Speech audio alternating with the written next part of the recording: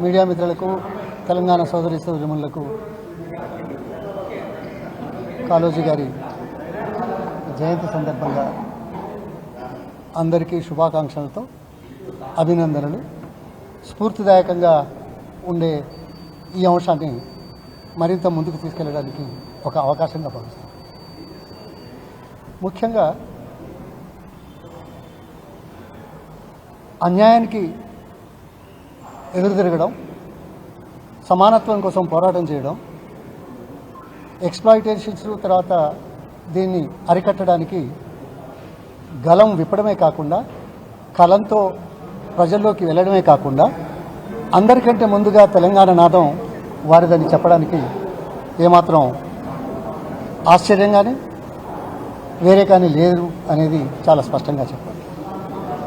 అదే పుట్టుకనేది, చావునేది, బ్రతుకంతా దేశానిది. అటువంటప్పుడు దేశం, సమాజం, ప్రాంతం అందరినీ ఒకలా చూడడానికి చేసే ప్రయత్నంలో అన్యాయాన్ని ఎదుర్కొంటామని గలం విప్పిన పెద్ద మనిషి కాళోజీ నారాయణ. చాలా తెలంగాణ భాషకు, మాటకు, వాదానికి ప్రతిరూపంగా చరిత్రలో నిలిచిపోయినటువంటి వ్యక్తి కాళోజీ నారాయణ.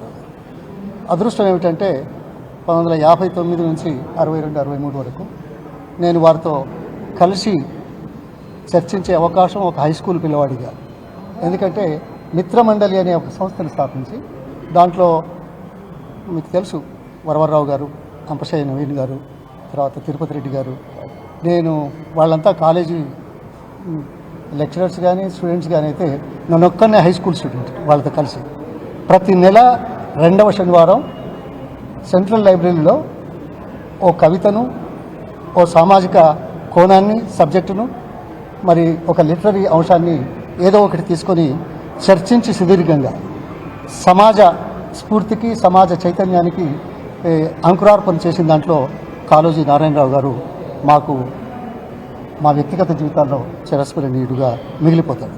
ఆ అవకాశం నాకు దొరకడం చాలా అదృష్టవంతుడిగా భావిస్తున్నాను.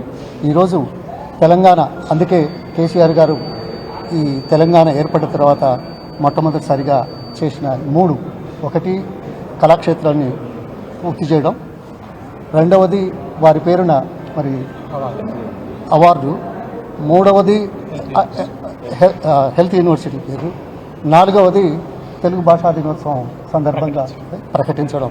ఇది చారిత్రాత్మకం. ఇది తెలంగాణ నాదానికి తనవంతు చర్యగా, మనవంతు చర్యగా తెలంగాణ ప్రజల తరఫున కేసీఆర్ గారు ఇది చేయడం, ఇది చారిత్రక సత్యం. ధన్యవాదాలు. మాట్లాడు దేశపతి.